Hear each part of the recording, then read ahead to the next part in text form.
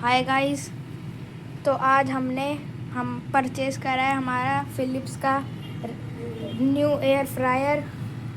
ये देखिए,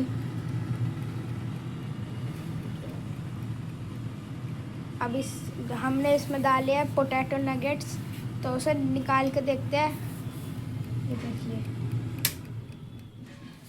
देखते हैं पोटैटो नगेट्स कैसे हो गए। तो अच्छे भी लग रहे हैं।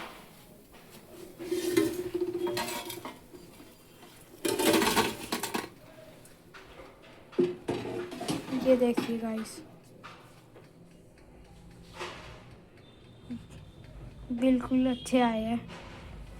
ऐसा लग रहा है कि तेल वाले हैं, पर ये पूरे एयर फ्रायर से है, 0 ऑयल। देखिए।